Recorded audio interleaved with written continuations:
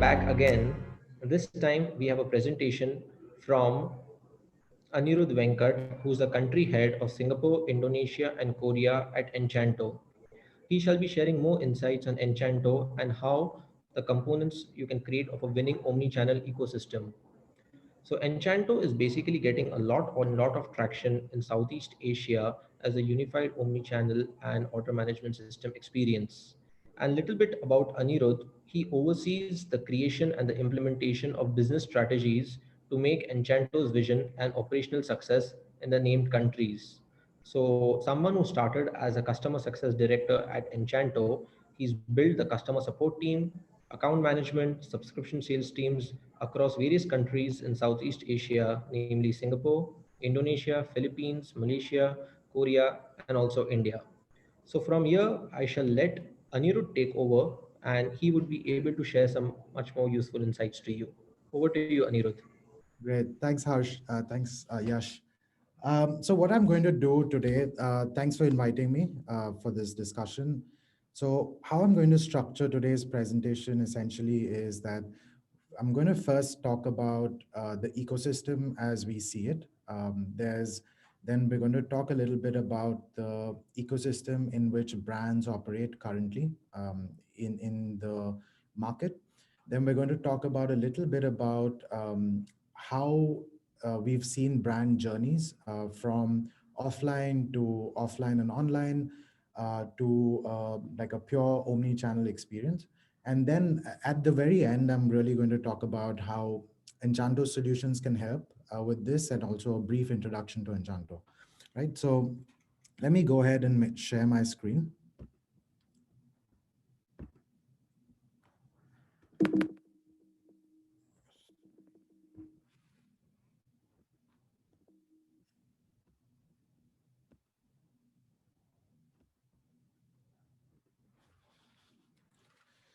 Right. So what we're talking about today is essentially the components of a winning omni-channel ecosystem. So to kind of take a step back there, what first we need to understand is essentially the frontier to new retail. Now, why do we call it new retail? Is because we don't really think, as many people would kind of lead you to believe, that retail is dead. We don't believe that. We believe that retail just has to change. It has to change with the times to fit in and kind of adopt and adapt to these new technologies, new methods of buying, and new requirements that their customers may have, right? So this new retail is going to be aggregation of online, of offline, of different experiences, of different operational methods of how you manage your business. It's not really going to be a complete 100% shift away from what we see in the market right now, right? So essentially, when we talk about the frontier to new retail, the context of this is that we've seen retail sales having their biggest decline since 1986. This is specific to Singapore, but this is to what we see in other markets that we operate in. We've seen brand stores having a large amount of closures. So this could be multi-format retailers, single brand retailers, as well as other brand formats that are there in the offline space. We've also seen predominantly malls and retail quite slow to react and playing sort of a catch-up game because they don't quite understand yet about consumer preferences, about the ease of use of online. And of course, they're not then also able to compete with the newer players in the e-commerce space that are able to, for example, drive traffic, retain customers, and then also kind of add more value to the consumer buying experience. So this is something that has led to significant loss in pedestrian traffic. And pedestrian traffic really is something that drives consumer buying behavior. So as you kind of go into a mall, you quite possibly are going for a movie. The movie halls are, let's say, at the top, usually on the top floors. And then as you exit out of these movie halls, you come up and you see these food courts, you have your food, and then there's additional buying behaviors that can be enabled by just how malls are structured. And this was kind of how and where the value came from in terms of retail. And of course, the added to that is the ability to see, touch, feel, and experience your product, right? Now what's happening really is that e-commerce demand has been multiplying even pre-COVID. COVID really has accelerated this process. Um, and e-commerce buying has become really the new normal, right? Every customer, every person that actually buys a product offline probably has already bought a product online. There's different value points, there's different value creators in online. It could be pricing, it could be having my product delivered to me wherever I want, also having the product available to me as a pickup in store, and so on. And we've also seen like a lot of businesses doubling their revenue as it relates to predominantly online formats. And we've also seen like a new approach to retail, which is the O2O. So offline to online, online to offline, and so on. And of course, there's other technologies that are not prevalent really in every market, but then we're talking about, contactless buying. We're talking about new retail formats where you're able to like drop items into your basket and it automatically scans it out, and so on. So all of these really come together to create a real new retail. It's not really theoretical anymore. It's happening. It's something that we see on a day-to-day basis. So, so this really is now kind of compressed. And then this really creates very specific survival factors. Now, the survival factors may differ from brand to brand, and they really differentiate the people that have been able to move on from their legacy business models into the new era versus people that have not been able to move on and have had to shut down, scale back operations, or make significant cuts into their operation models, right? Part of these survival models really, the first thing is building an omni-channel presence. Omni-channel is really a wide term, and why we say it's a wide term is because there's multiple touch points in omni-channel. It could be the digital outreach, it could be operations, it could be even the sales process, and how you reach out to customers, what new touch points you're creating, and also what you're enabling with each of these touch points. Are you, for example, enabling their ability to return in store? Are you enabling their ability to return anywhere? They could probably return at your counter at a pharmacy, or they could be returning, for example, products at drop boxes, right? So that's part of the operational activity. There's also the ability to actually aggregate this customer information, which mostly falls on the CRM side, and really create customer profiles that you then are able to actually figure out and map your customer lifecycle value and actual buying behavior of these consumer across various touch points. So the ability, for example, of someone walking into the store, being recognized and being offered like a specific discount, as one of the previous speakers was talking about. This actually rolls into the second point, which is defining a new consumer experience or a new customer experience. Part of this customer experience is convenience. It's the ability of brands to actually make the buying of products, the returning of products, and the communicating with the brand seamless and new, right? So what this means really in real life is me as a consumer being able to buy in store, buy online, or buy at a third party retailer, right? All with a consistent brand experience that the brand is being able to deliver. uh, Prior to this is the ability of the brand to actually get in touch with me on multiple consumer touch points, on could be paid ads, it could be social media, it could be in-app, it could be also through their loyalty programs, and to actually communicate value and a clear differentiator on why I should buy the product from their own channels versus someone that's not really affiliated, that's probably doing, let's say, distribution, but something distribution that's done through retail. So you don't really control your ability to communicate value to the customers in that case, right? So that's the consumer and customer experience that I expect as a buyer. And also after this is also the ability for after sales service, the ability to actually reach out to customers. We've also seen and helped a lot of brands with this part of their journey, which is their pre-Enchanto business model really was a black box. So when you sell your product, that's actually the end of the consumer experience for them. So we've helped them actually build solutions to extend this beyond. So you're able to actually deliver an after-sales experience that can then help you retain the customer, right? And the last thing is adapting to the newer operations models. So when I say new operational models, a lot of you here have enterprise systems that have been deployed that actually mirror your ways of working. So it could be something as simple as saying a product cannot leave a warehouse unless there's a PO attached to it, right? So there are brands that will never do business on consignment, right?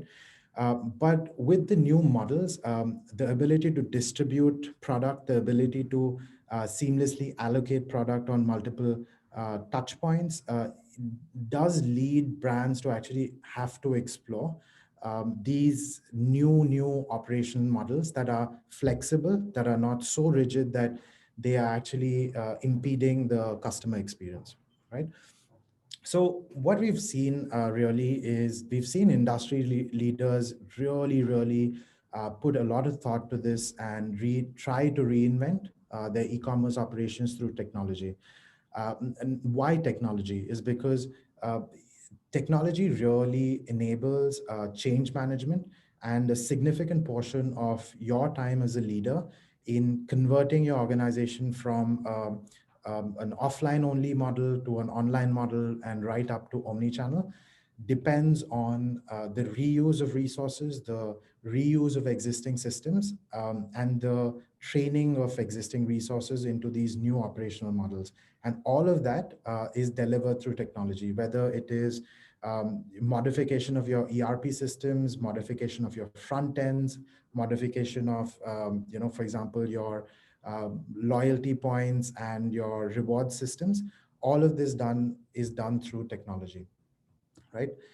Um, the first step that we see is the ability to recognize your environment in this process of transformation, in this process of kind of being thought leaders in this space.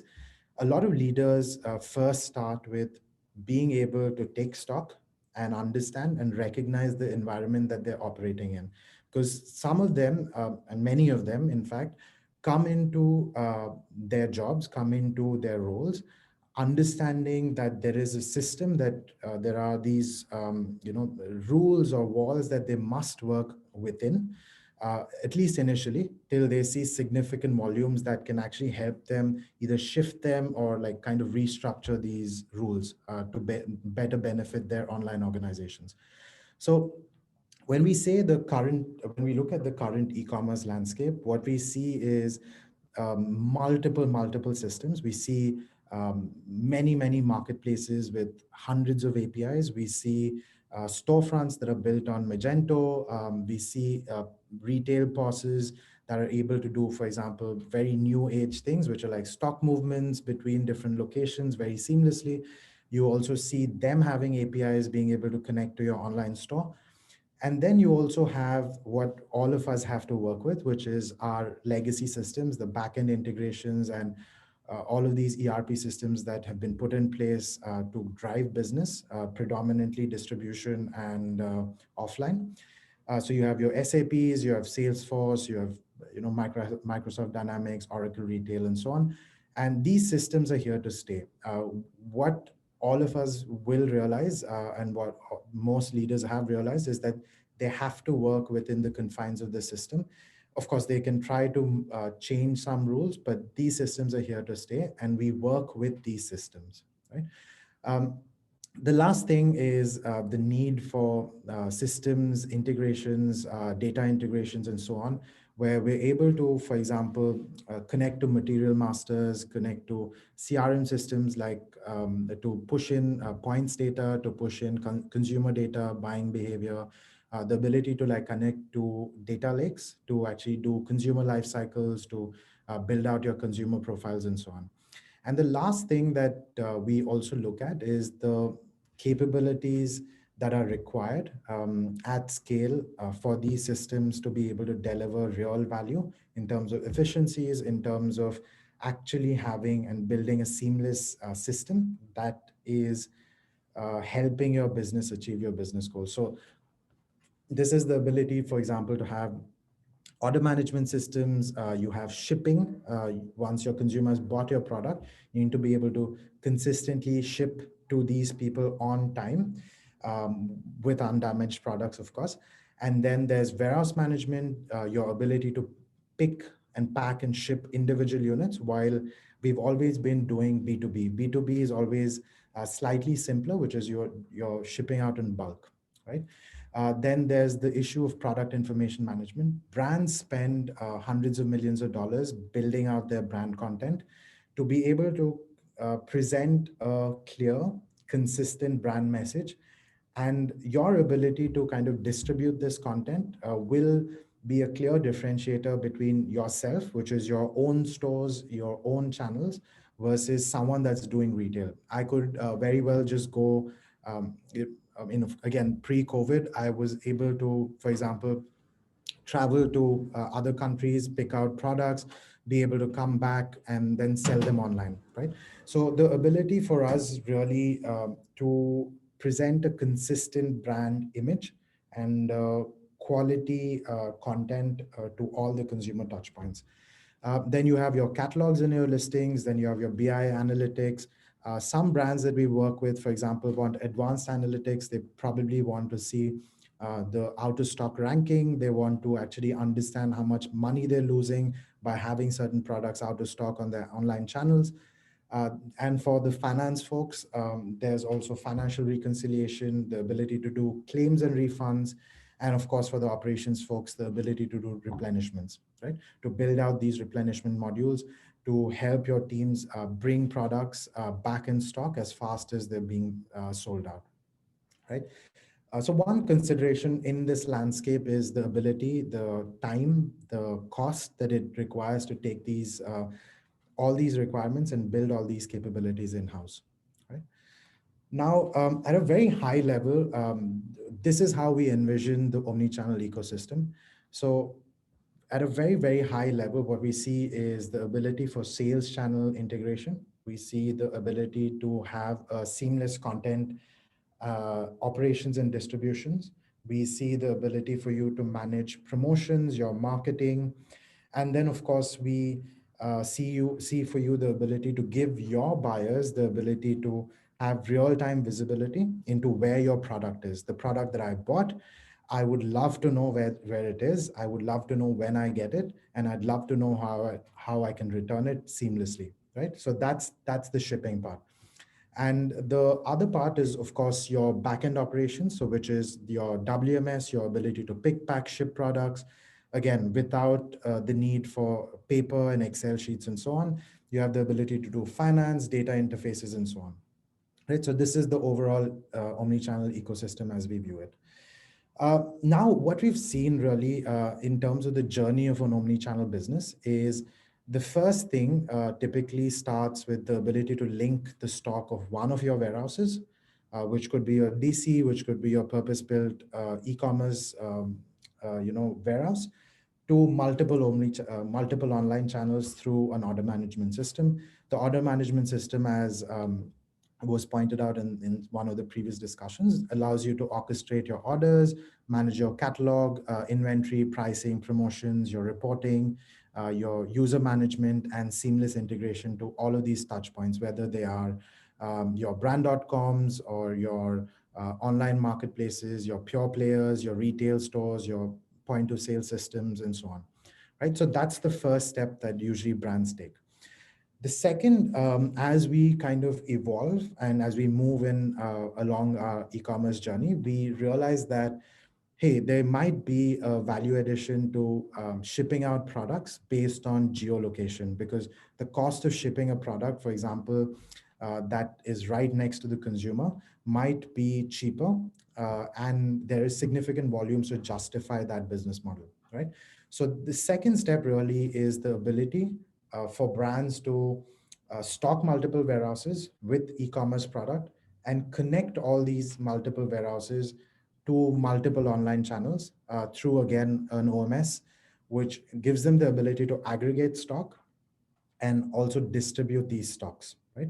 So the beauty of this is that you're able to use more stock in more places, which is essentially enabling you to sell more everywhere, right?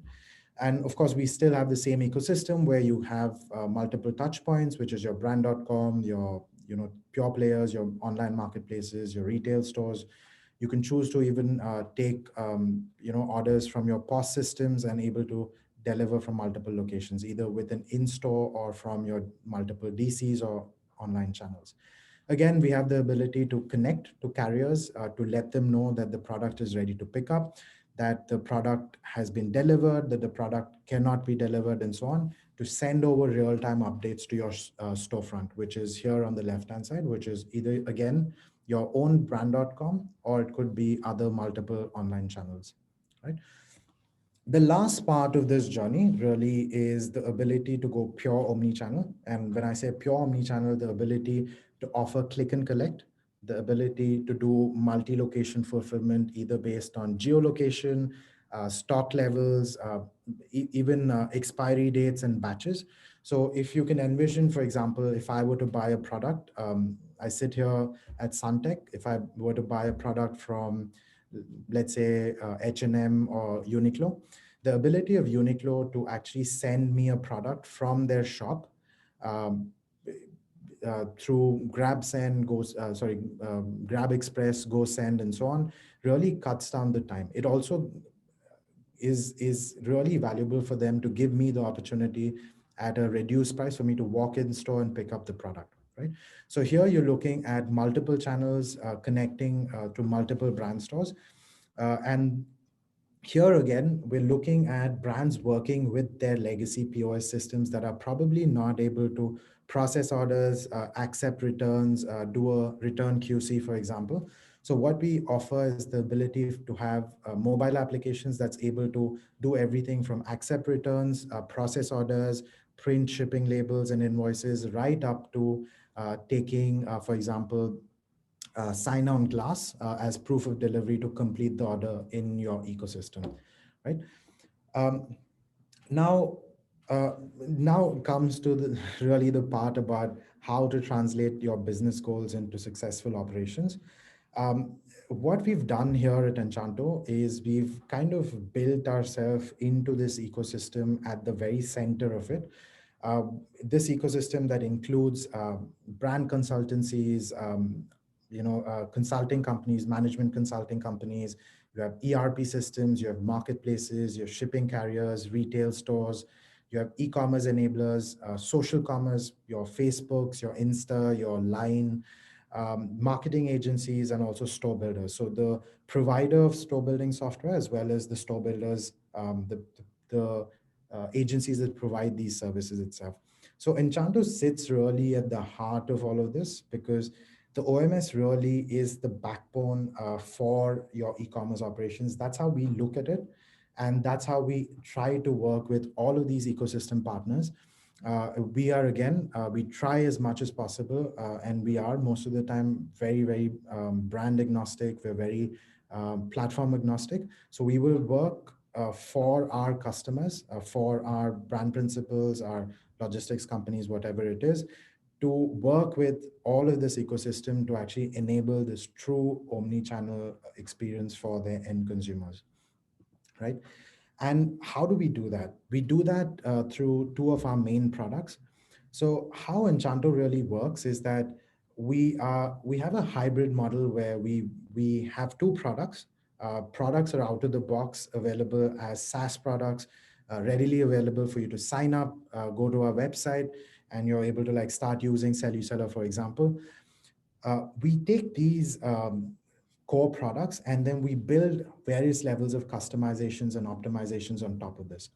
How this helps brands is it gives you the flexibility to have this engine, this ecosystem that's product ready, that is out of the box, and then build various levels of customizations on top of that to suit your business needs, while not worrying about the stuff that is standard. And when I say stuff that is standard, you leave up to us the ability to work with the marketplaces, other online channels, essentially all your online channels and all your channels where you're receiving orders from, where you're sending orders from, where you're taking returns from, and so on. So that's the Celluseller ecosystem, which does, let's say, orders, inventory, catalog, promotions, connects to all of your web stores, your marketplaces, your POS systems, your offline channels, and also your enterprise systems, right? So the ability for me to push, sales order data into your SAP, for example, or other ERP systems, the ability for me to push, this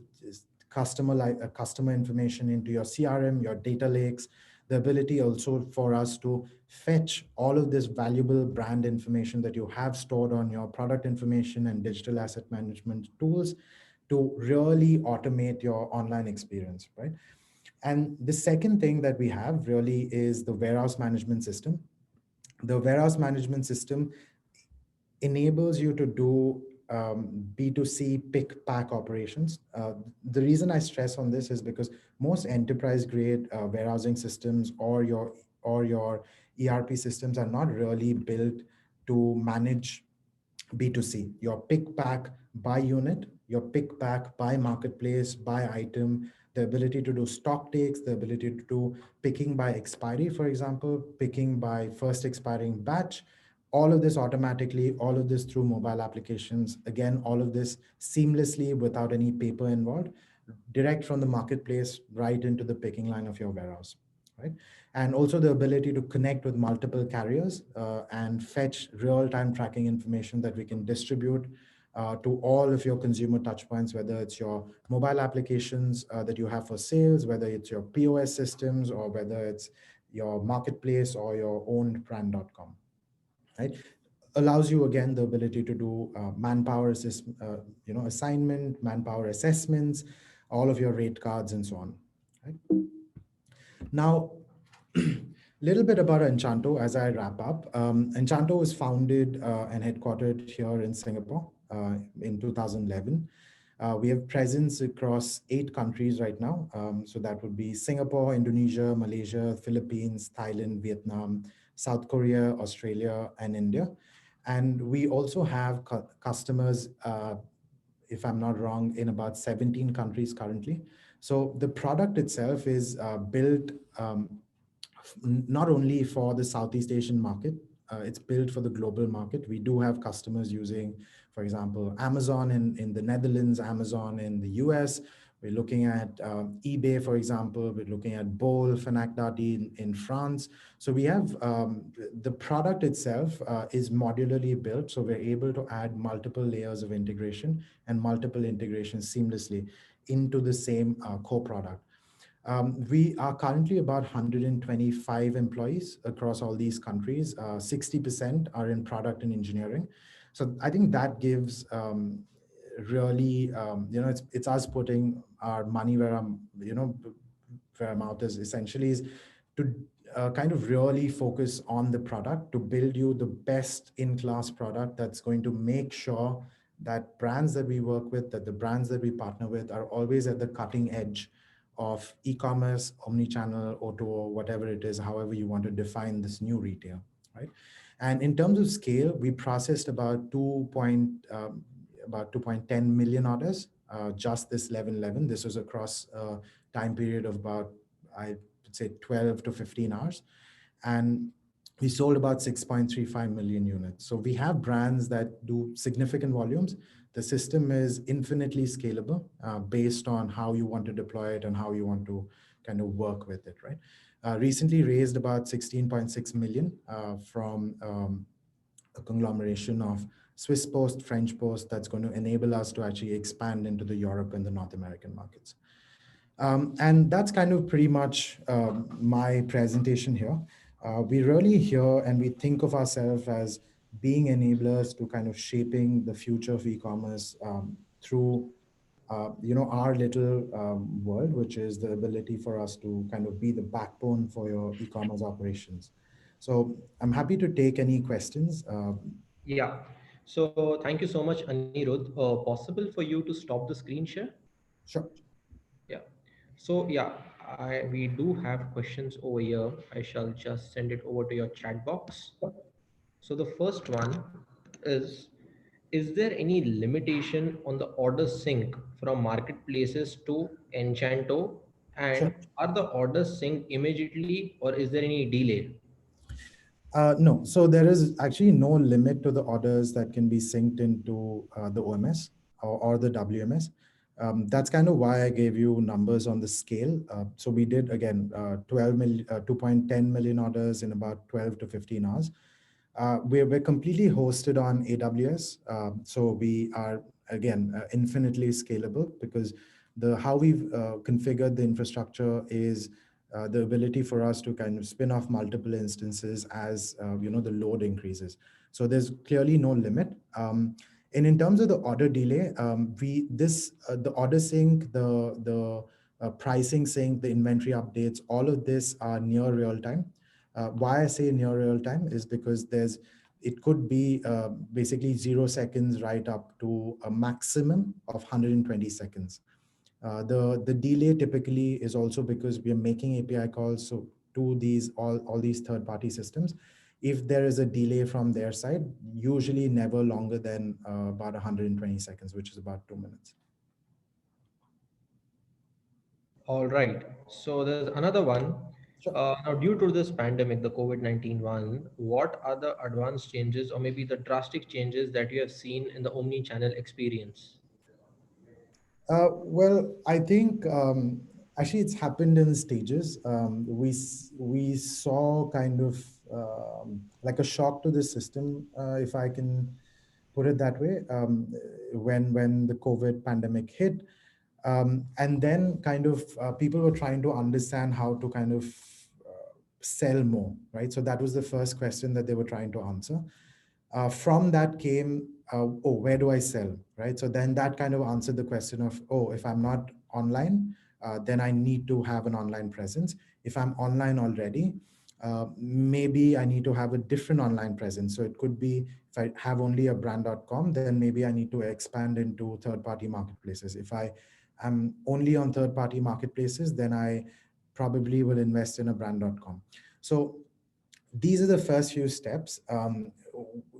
After this, actually, really, once you have this ecosystem in place, which is your identified your storefronts or identified your channels, is when then you move on to the omni-channel experience. I think a few things have happened, which is one is predominantly customer service has become better because you suddenly see so many more people buying online from brands that typically do a lot more offline sales. And having then the ability, for example, to um, tell these customers that are reaching out to your customer support folks that, hey, this package is going to take this much time, this is the tracking number. You'd be surprised that a lot of there would be quite a few brands that actually don't even offer visibility into multiple order stages. So you'd probably just hear that, oh, the order is going to be shipped, and then yes, the order is completed. But well, I already know that because I have the package in my hand. So these things really have been affecting the customer experience, and in a positive way, because people are investing in resources and technology to actually do this. There is a slightly longer lead time to actually enabling in-store pickup and in-store returns and so on, because there's some configuration of business processes and working with enterprise systems. So that's we see that happening, but we've not seen really someone deploy a clear omni-channel experience suddenly. Okay, one last question. It's from Yulianto, who's based out of Jakarta in Indonesia. does the OMS module already implement and connect with marketplaces in Indonesia? This is the first part. And second, does it include some custom rules on the marketplace Indonesia? So Anirudh, if you could also share some insights on what marketplaces specifically in the Indonesia you can Enchanto integrates with, it would be helpful. Sure. So thanks for that question. So the OMS is already available in Indonesia as a product. In fact, we launched it 2007, late 2017, early 2018. I was there to launch it, and kind of we've grown the market there. Now, as it relates to the marketplaces, we have Lazada, Shopee, Q10, Tokopedia, Bukalapak, Blibli.com, JDID, Matahari Mall, and Zalora, Zilingo. So these are the 10 marketplaces that we have currently that are live. In the past, we've also had Blanja.com, which currently is inoperative. Matahari Mall also not really the mall side of the business, but this was yeah. So that's still kind of live. Now, as it relates to the rules specifically, there's not really custom rules. The idea of the product itself is to make uh, your ability to use the product easy. So we don't really customize too much per marketplace. What we do is we consolidate. So you possibly, if you're running store operations, you might understand, for example, that Shopee might have 6 stages to fulfilling an order. Lazada will have 4. Um, Tokopedia might have 7, right? So what we do in the product is we take all these like custom rules that the marketplaces have and we consolidate them. It's very similar again for your catalog listing. So for example, Tokopedia might allow videos of certain sizes. They, for example, will have 10 images versus Shopee will have 8. Your product names can be 64 characters versus 124 characters. The OMS, what it does is it's hard coded all of these requirements into the system itself. So you're able to see on one single interface all your requirements for all your marketplaces. So there's no need for you to like set custom rules and change them as the marketplace changes. We will hard code it and we will make it available to you just so that it's super easy for you to use. Okay. Now, Anirudh, we are running out of time, but there are another couple of questions. So what I shall do is we'll end the session here. I'll let you go there in the platform, go to moderate and answer the speakers' questions. I mean, the Sounds attendees good. were. No worries, Okay. I'll answer them. Yeah. Okay. Thank you so much, everyone. Let's be back after a lunch break. See you all at 1 p.m. Singapore time. Thanks. Thanks. Okay. Bye.